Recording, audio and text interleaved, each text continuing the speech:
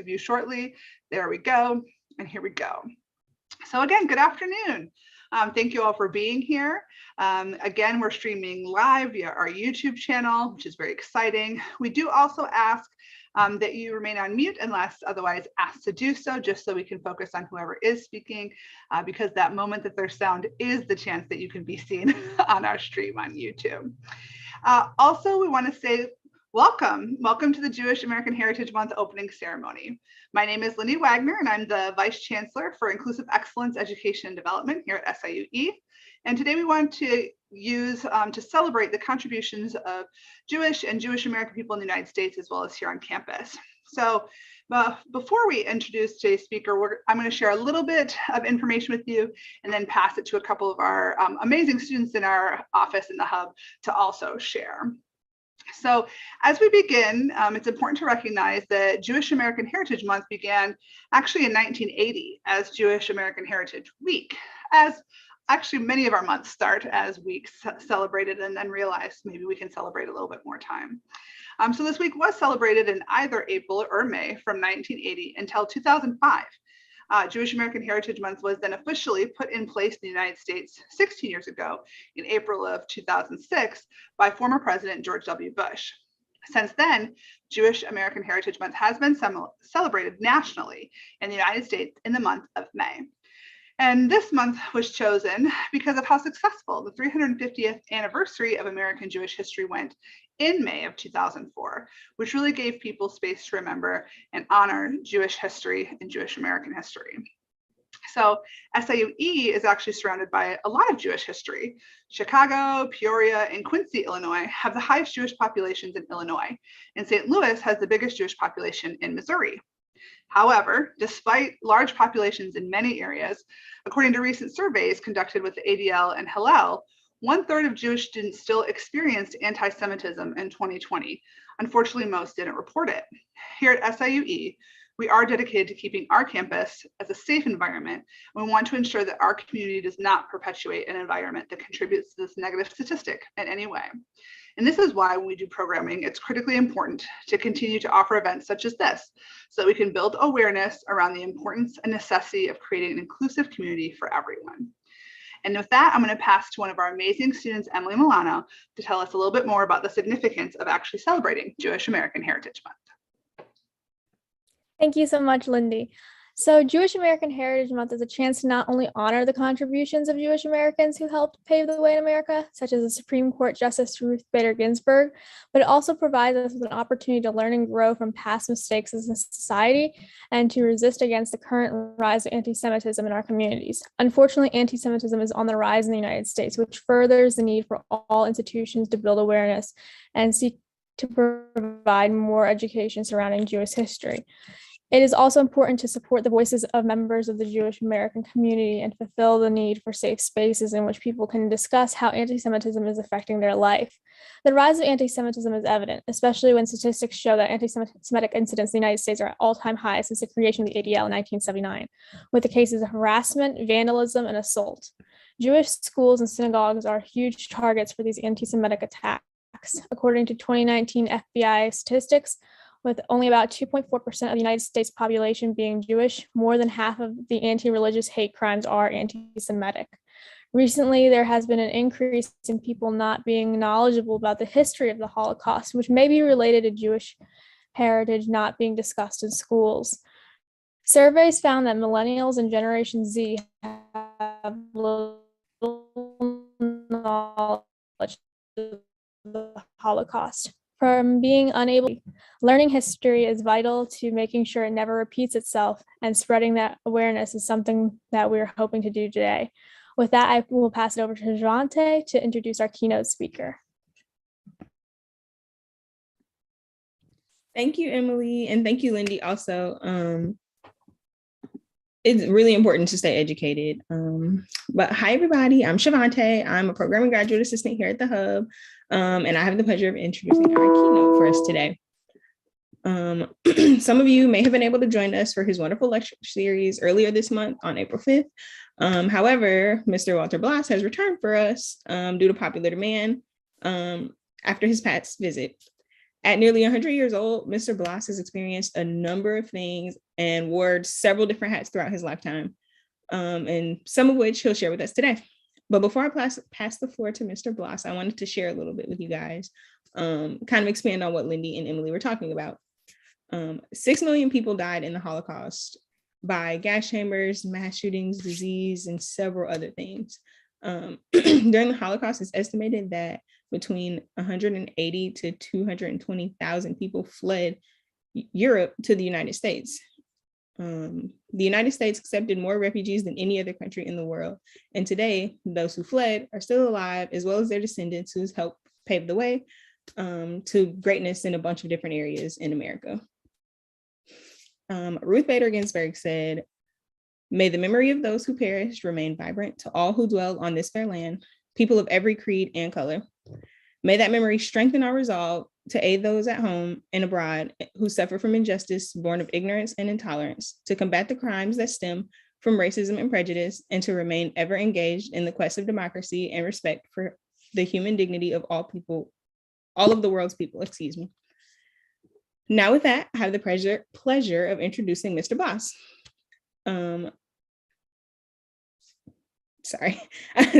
that, I have the pleasure of introducing Mr. Bloss. He served in the United States Navy, worked as an assistant foreign aid officer in Laos and Cambodia, director of the American Peace Corps in Afghanistan.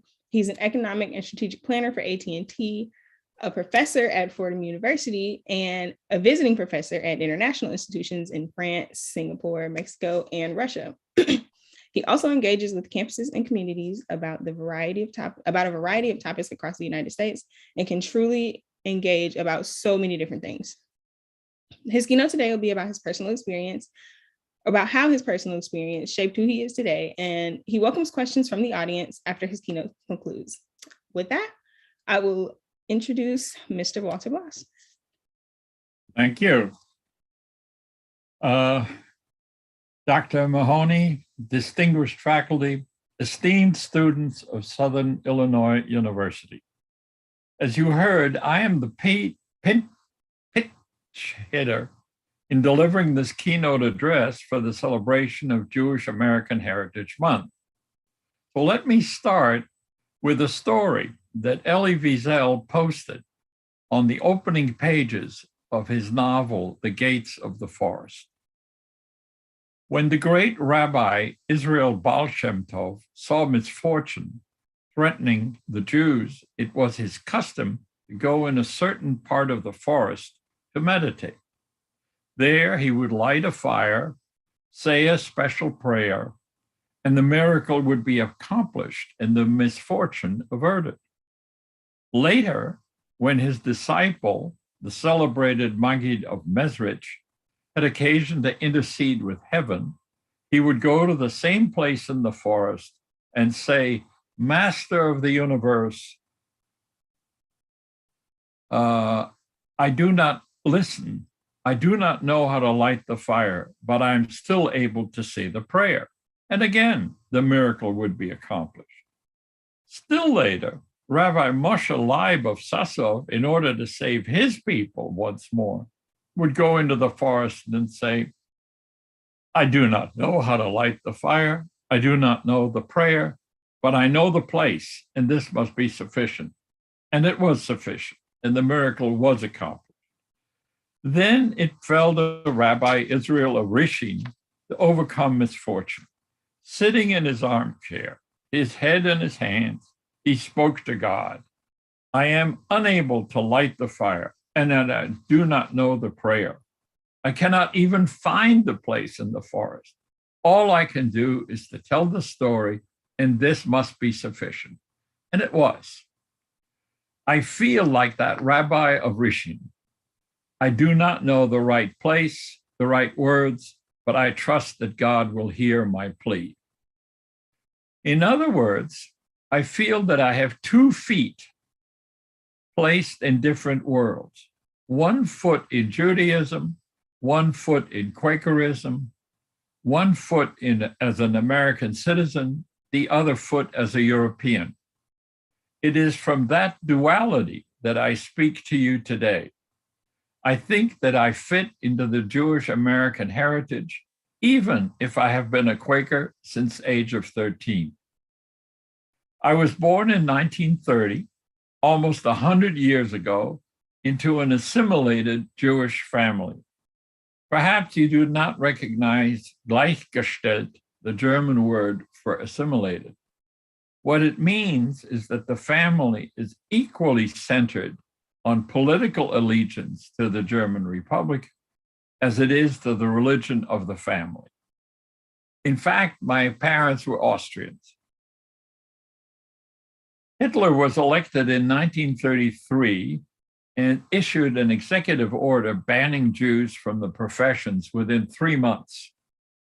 My father, who was a patent attorney in a law firm, submitted his resignation, but the senior partner refused to accept it.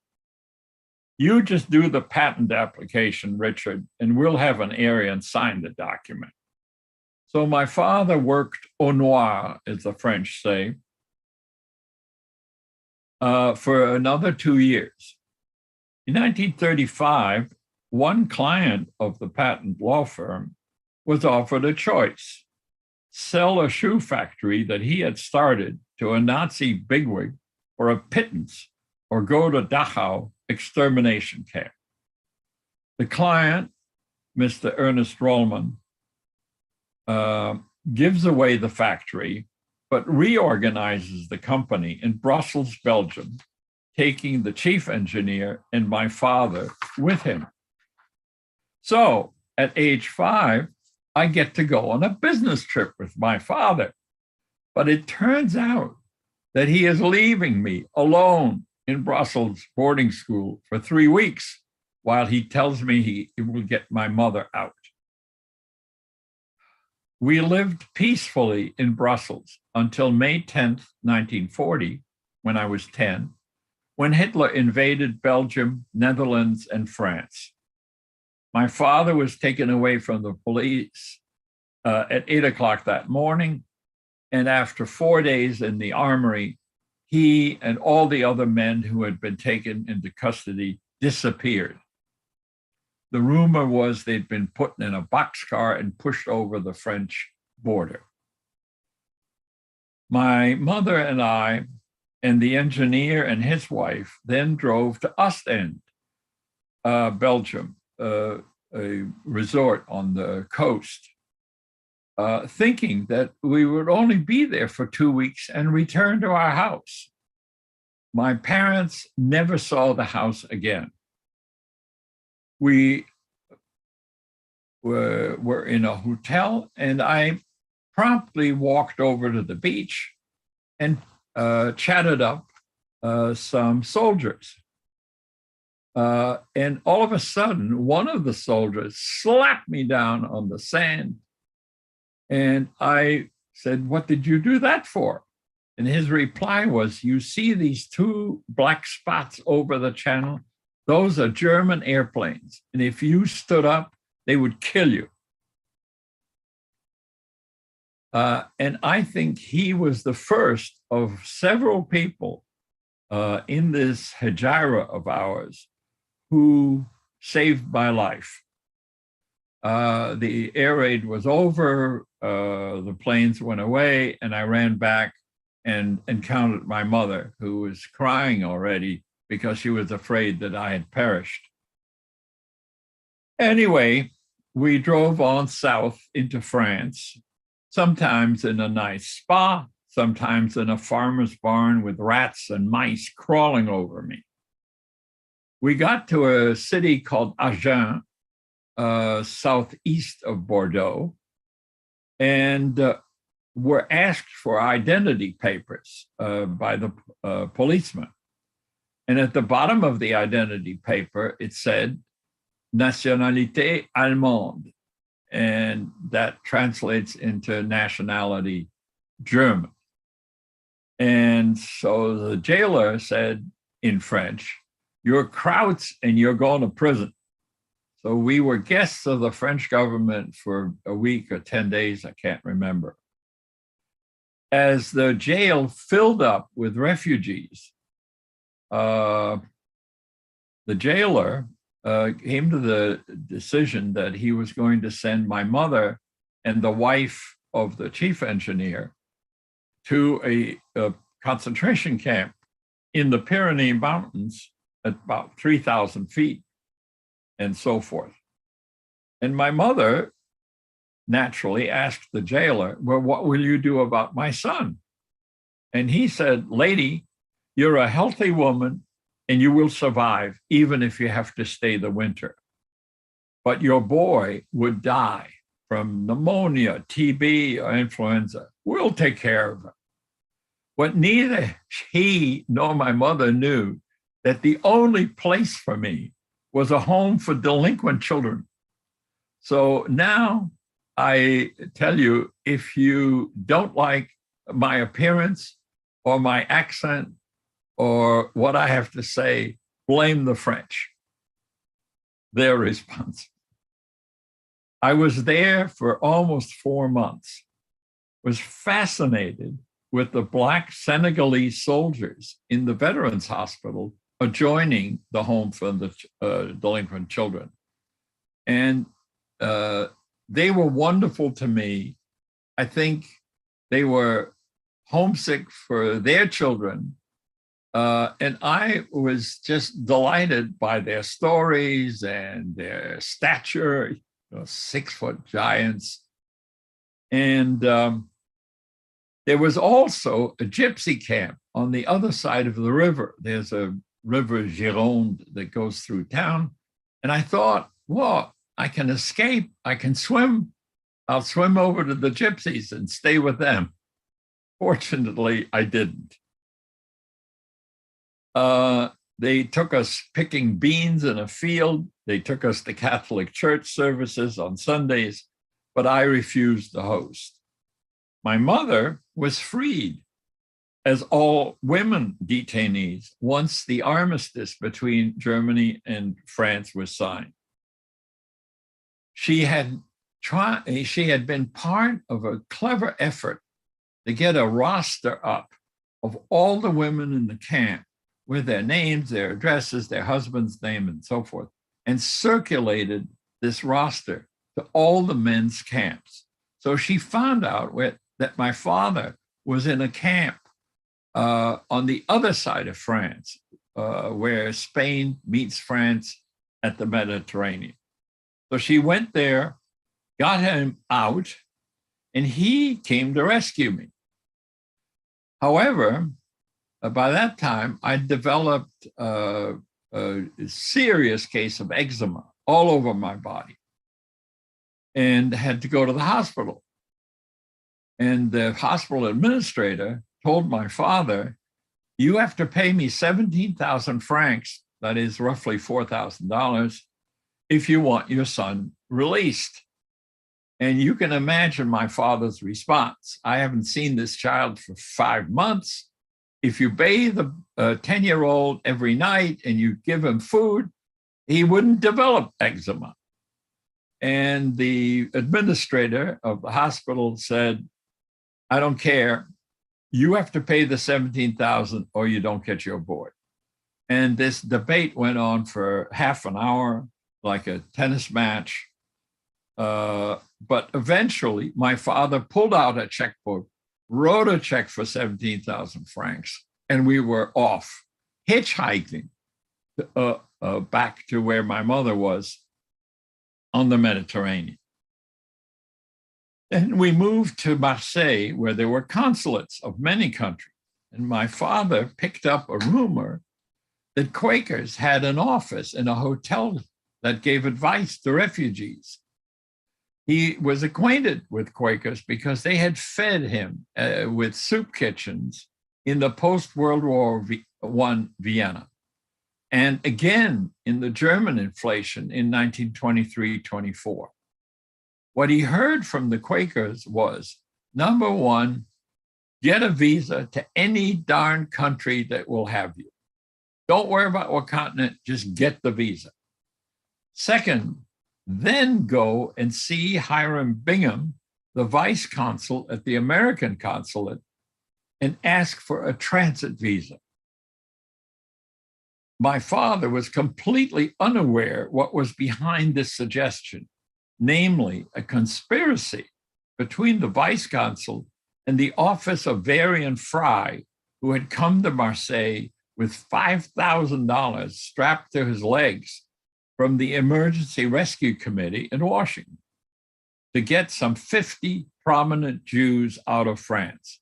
Hannah Arendt, Marc Chagall, Walter Benjamin, Leon Feuchtwanger, and several dozen others. Eventually, he succeeded in getting 2,000 people out, and we were among them. My father managed to get a visa to the Dominican Republic because the dictator there in the Caribbean was eager to gain from the German brain drain to a Dominican brain gain. However, my father got arrested in Marseille as having disobeyed the strictures of his liberation from his concentration camp. And he was sent to another camp just north of Marseille called Les Milles. He told my mother that there was a rumor going around the camp that they were going to get transferred to Gurs. And my mother responded, "Get out now. You will never escape from Gurs. It's in the boonies and you would be recognized and rearrested." So several nights later, he jumped the fence, he hid in a garbage truck to Marseille, and we were on a midnight train to Montpellier, or Montpelier as it's pronounced in English. When the train left, we were on the platform. We were the only people on the platform. And my father found a train worker at the end of the platform and asked him for a suggestion of where to find a hotel that we could stay at. And the train worker burst out laughing and said, "Mister, you're crazy. There's no hotel open at this hour. Come with me, we'll put you up, and tomorrow you'll look for the hotel." And that illustrates that some French were very willing to help a refugee out. Not all of them, and some of them even denounced the refugees to the police, and they were sent to Germany. So we moved to Montpellier. I went to school. I joined the Cub Scouts. And my father sneaked back into Marseille 5 times in 5 months. But surprise, surprise, at the end of 5 months, instead of a transit visa, the vice consul offered him 3 permanent immigration visas. I was sure that this was because my father was so intelligent and so charming. And about 10 years ago, one of my friends in Grenoble told me, "I don't believe your story. There's a very different story that you should know." I said, "What's that?" He said, "Well, this Varian Fry, who was sent by this Emergency Rescue Committee, organized this whole operation, sneaking people out over the Mediterranean to Tunisia, across the Spanish border, into Switzerland, into Italy. In fact, there was an American woman, Mary Jane Gold, who came up to him and said, "I can help you." And he looked at this blonde and said, "What way?" And she said, "Well, my boyfriend is a mafioso and he knows how to get people out." So it was a complicated thing. In any case, we got the visa, the exit visa, we got train reservations and took the train all the way to Lisbon, where ships were going to America. Lisbon and Portugal were neutrals during the that period. The Portuguese, who had been traders for over hundreds of years, found that the American flying boat, an S-41 Sikorsky flying boat with 4 engines, propeller engines, flew nonstop to Bermuda and then to New York, cost $400. And they figured, okay, that's the bottom, and we can charge more. And fortunately, my father found a berth, one person, a hammock in the bottom of a boat, of a ship, that took him to New York over 12 days, not exactly the Queen Elizabeth or the SS United States. We followed about a month later, that Monday morning, they put me into an American school on 103rd Street and Amsterdam Avenue. I didn't know a word of English. The teacher had had quite a bit of experience with these refugees. So she put a young lady who spoke French and English next to me to translate. And after 2 days, I realized I didn't need her to read the blackboard. I didn't need her to read the book, because English is composed 80% of German and French. And the rest of it is quite a mixture. Anyway, I was in school. We had vacation. And eventually we moved to West Hartford, where my father was transferred by the company that makes these air distributor things on the ceiling of office buildings. One day I was lined up on the sidewalk with my fellow 7th graders, and a police cruiser pulled up, and the policeman lowered the window and said, "Are you the German kid?" And I said, "Yes, I was born in Germany, but we're Jews and we hate Hitler." And this was already in the war, 1943, when we were fighting Germany and Japan. And the officer looked at me and said, "I don't care what religion you are, you're German, and that's that. And you're the enemy." And I was scared. I was really scared.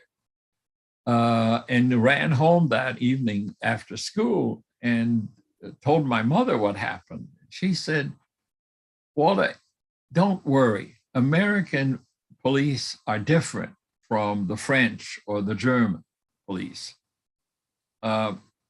Well, maybe yes, maybe no. I think too many African Americans have had a very similar experience with American police. Anyway, my parents and I enrolled in the Jewish temple in West Hartford, but both they and I were quite unhappy. My parents have passed away. I can't ask them what they didn't like, but I got into an argument with a rabbi who said that all Germans were responsible for persecuting the Jews. And my response at age 11 was to say, "No, you're wrong. My friend Inge and her mother Klärchen would never do that." You can see that at age 11, I was already a rebellious kid. So then we moved to New Haven, where my father ran a factory converting a military operation to knives, forks, and spoons. And he started attending the Quaker meeting in New Haven once we moved there. He dragged me along at age 13 or 14, and I was sort of unwilling. But when I got to the meeting that was in Dwight Hall, which is a very elegant building on the Yale campus with leather couches and very comfortable seating, there was a 18-year-old girl with her locks, blonde locks over her shoulders, with the most deep beatific expression on her face that you can imagine. And I began to think, this could be interesting. Of course, an 18-year-old girl has absolutely no interest whatsoever in a 13-year-old boy. But Joyce had a brother named Cedric, and who was my age. And he and I got along like gangbusters. And her parents, Roland Bainton was the Sterling Professor of Religion at the Divinity School in New Haven. They took us under their wing, and we were real proteges. Another person who attended the meeting was Jim St. John, the son of the headmaster at Choate School, one of the best private schools in the United States. My father complained to him that his son was getting straight A's in East Haven High School, not New Haven, where the Yale kids went, but East Haven, where we could afford to live. And that this was outrageous because I never did any homework. And Mr. St. John said, we can fix that. And sure enough, that fall, in the fall of 1944, I became a Choate boy and stayed for 3 years, sophomore, junior, and senior year. I did all right. At first, it was awful, just awful. There was more red ink on my papers than black ink, but I think you would agree that they taught me how to speak English properly, write English properly, to the point where as an adult, I was able to write an article for the Wall Street Journal, to give talks all over the place, and to survive. I went to Choate. I got into Swarthmore College. I did a year of graduate school in economics at Princeton University and got my master's degree at Columbia. Then I faced the dilemma.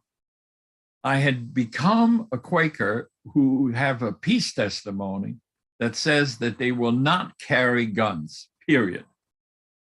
And yet I felt that because my parents had become American citizens after being in the country for 5 years, that I owed something to this country for taking us in, because the alternative was to be exterminated in Germany or Poland. So I spent 3 years in the US Navy as a supply officer aboard ship in 2 different ships. After that, we went to work in the US government foreign aid program, as you've heard from the introduction. And I worked there for a couple of years and eventually moved to Summit, New Jersey, where there was a Quaker meeting. And my wife and I and our little girl would go there every Sunday. Somebody in that meeting worked for AT&T, and he was able to get me a job. It's a strange kind of job. I was technically a member of management, but I wasn't allowed to buy a pencil on my own. I had to requisition it. It was a bureaucracy even worse than the US Navy.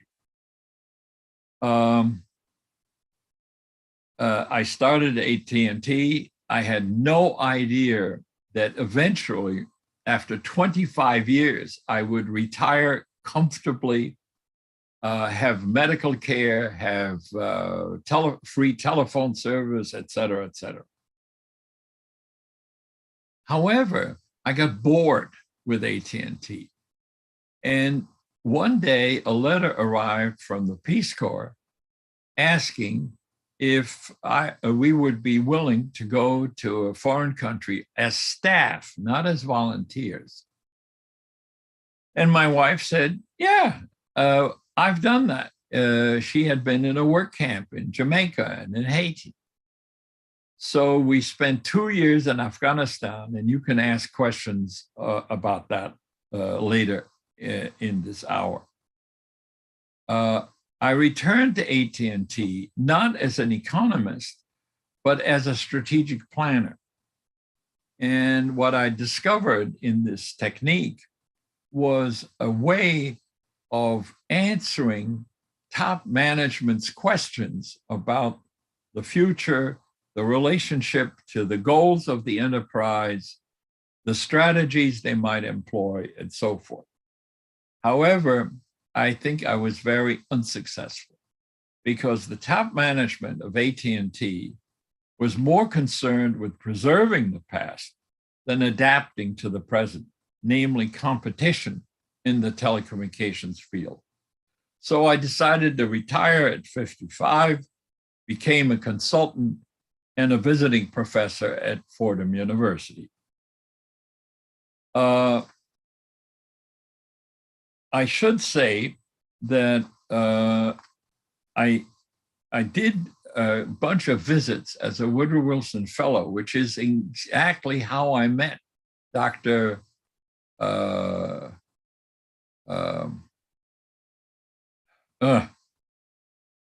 Sheila Caldwell, who was at North Georgia at the time. And there I talked with classes for a whole week, just as I did with you all at Southern Illinois. And I was asked by the chaplain to explain how I became a Quaker and what my roots were in Judaism. And I've written this up, and if any of you are interested, I would be glad to send you a copy electronically, obviously. I should remark that there was a young woman who was a year behind me at Swarthmore, who eventually became the chair of the American Association of Religion. That's the professional association for professors of religion in the United States. And she was a fellow refugee from Germany. And her inimitable words were, Walter doesn't know beans about Judaism, but every word he speaks shows that he is a Jew inside. There's a moral here. I think that diversity pays off and homogeneity does not. Xi Jinping may have to learn that lesson as he tries to impose a strict version of Chinese communism on a nation that is already diverse, with millions of Muslim Uyghurs, and 1 million of whom are in re-education camps. But I'd like to close by quoting Elie Wiesel in 1986, 30 years before his untimely death. He said, "There may be times when we are powerless to prevent injustice, but there must never be a time when we fail to protest.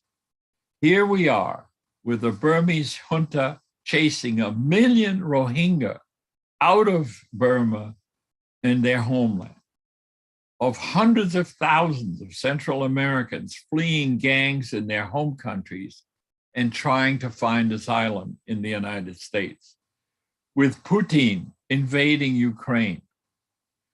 Do you understand now why I read you those stories about Jewish rabbis in Russia? I am finished with my talk, and now I'm ready for your questions. Don't be shy. I enjoyed seeing you in person on April 5th, and I will answer your questions. Please go ahead.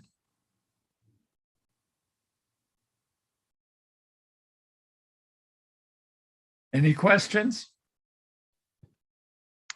You are also more than welcome to put questions in the chat if you like, and we are monitoring that and we'll share with Mr. Bloss to answer.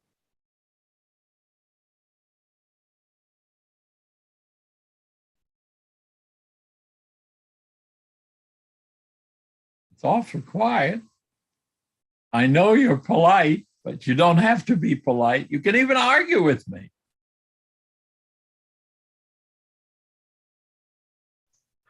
I do have a quick question. I know I can just jump in Yes. actually, Go ahead. because, Tarsha will let me. So you mentioned obviously near the end, a little bit about Ukraine and what's happening right now. And I had the pleasure of being able to see you on the Carbondale campus too. And I think a couple of people asked you about this too. I'm wondering if you could just offer maybe some insight or wisdom on what we should be considering as, refugees may be coming to the US from Ukraine, and what are some things that it's important for us to consider, from a refugee to people who maybe are not, and what we need to consider and how we can honor that experience, have empathy. I think maybe you get the idea of my question. Well, I think it would be great if the United States would accept some of the refugees. I think you've read in the newspapers that Poland has now almost 2.5 million Ukrainians who have escaped over the border. Actually, some 15 years ago, I went the other way. I was in Paris. I knew a Peace Corps volunteer in Ukraine, in Lviv. And I asked if I could visit, and she said yes. So I took the train over into Ukraine. And it was interesting because she didn't live in Lviv. She lived in a little town just north. And I took the bus, and he had to go all over the highway because there were so many potholes. It's a poor country, Ukraine. And yet, obviously, there is quite a bit of industry and even more farming. Ukraine is part of the 1/3 of the total wheat harvest in the world, with Russians in nearby. My sense is that it's very tricky for a government to accept refugees. You may have heard that the British government has had 4,000 illegal immigrants who have come across to the Channel to Britain, and that they now want to send them to Rwanda on the east coast of Africa, because they are not wanted in Britain. I think there's a very difficult trade-off between a Christian approach to dealing with refugees, or the story of the Good Samaritan in the Old Testament. It would be great if we took some refugees, but I am not terribly hopeful. Other questions? I think we have about 10 minutes left. What about all the other people who are on the call? I think there is someone from Africa. Is that right? Yes. Any questions? No, not really. Oh, yeah. I got the opportunity to speak to you the last time, and you kind of touched on everything I wanted to, talk about at this time. I remember meeting you even after the program and asking you a few more questions, and it was really nice to know how much knowledge you have about where I'm from and the dynamics on how things play out there. So yeah, most of the problems we have, I hope we can resolve, because a lot of them are internal problems. So yeah, and I like the fact that you understood, how the culture plays into that, and the dynamics, and how, differences are just kind of what's holding us back. But we hope to be able to resolve them from the inside. I wish you luck, personally, and for your people in Nigeria. Thank you. Thank you. We do have a couple of questions in the chat. The first one asks, what qualities did you accept from the Quaker faith? Well, I think one of them is that the founder of Quakerism, who was a very fundamentalist Christian, said in the middle of the 17th century that there is that of God in everyone. And he insisted that men and women sit together in the same church. And of course, the Church of England was violently opposed to that. The other thing that I found interesting about Quakers is perhaps a bit of a problem, where I had gone through some very difficult times in my youth. I found Quakers to be reluctant to talk about evil, as opposed to Catholics, who are very plain about the fact that there is evil and that Jesus was a role model to people to avoid evil. I think it's interesting. One of the phrases that I learned was that Quakers believe that God created flowers, but they don't believe that God created poison ivy, but he did. So that's the answer I have for that question. Thank you for that. And another question comes from, well, in the chat, comes through the chat, and it says, do you keep in touch with any other refugees?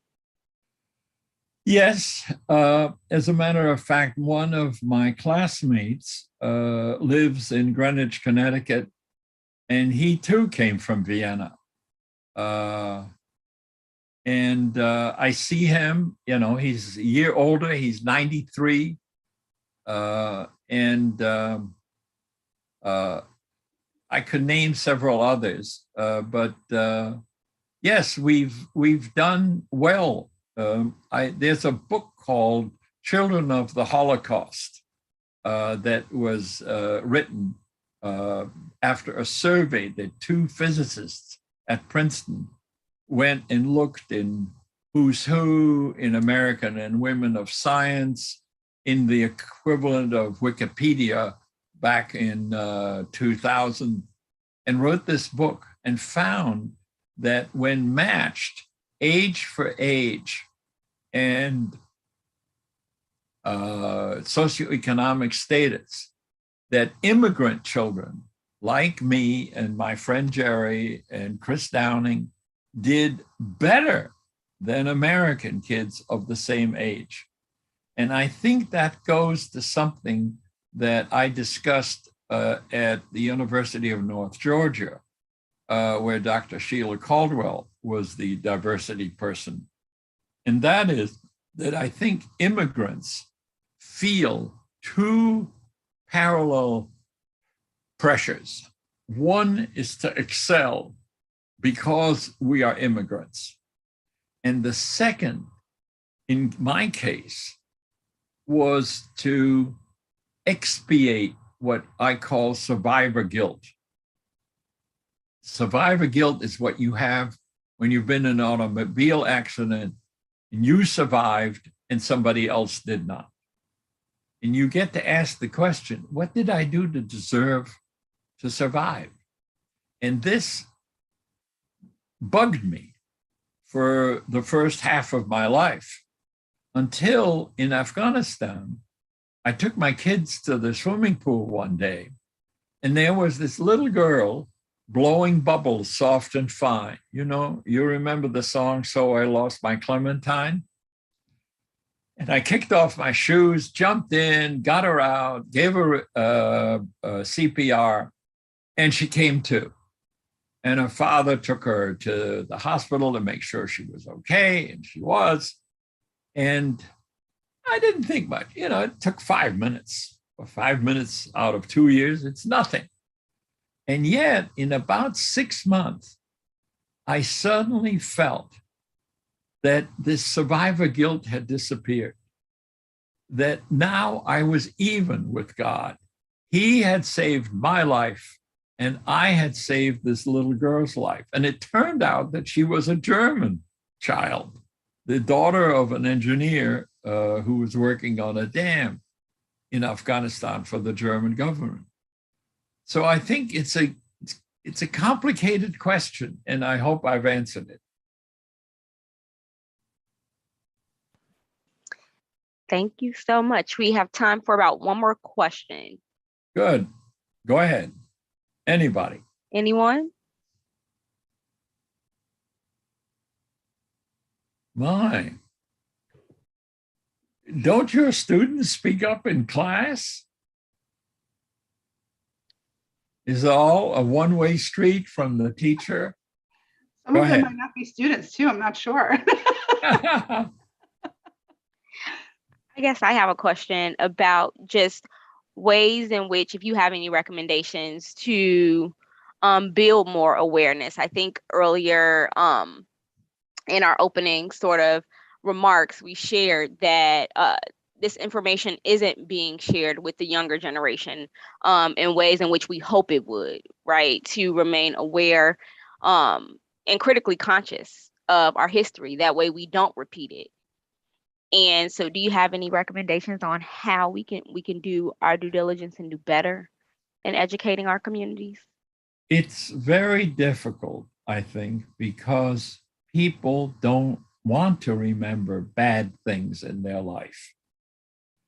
And I think that's why I have found, for example, that talking to a 5th grade, 6th grade class who are young and interested in almost everything, they were fascinated with what I had to say about my year of escaping the Germans.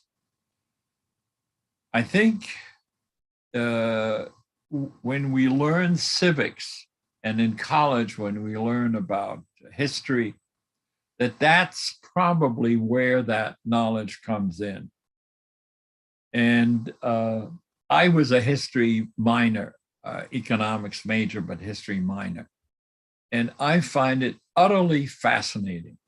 When we lived in Afghanistan, for example, all the women, except in the big cities, wore this chadur or burqa in Arabic, this tent-like garment that went from the top of their head down to their ankles. And many of the young people, the Peace Corps generally was composed of people just graduating from college. And they were shocked by this. And I said, does it occur to you that we did the same thing 1,000 years ago? That women today are supposed to wear a hat or something to cover their hair when they go to church. So history gives you a clue into how much we are alike, people who were here 500 or 1,000 years ago. For example, why does a Catholic priest wear a skirt, in effect? And the answer is, it came from those biblical times when people wore that kind of garment. And so history helps explain that. Thank you very much for your questions. Am I right that it's time for you to close up? Absolutely, Mr. Blas. Thank you so much for joining us and sharing your story and really connecting with our community in a multitude of ways. So thank you to you. Thank you, Dr. Caldwell. Thank you, Lindy, and everyone else on the call for joining us this afternoon. We are super excited for additional events throughout the month for Jewish American Heritage Month. So please connect with us on our website and stay tuned on our YouTube channel. We do have planned a Jewish paper cut workshop tomorrow. And so if you are interested in joining us for that, please register, or you can get in contact with me or a member of the hub specifically, and we'll get you connected. That's scheduled for tomorrow at 2 p.m. And so with that, we want to thank you all for spending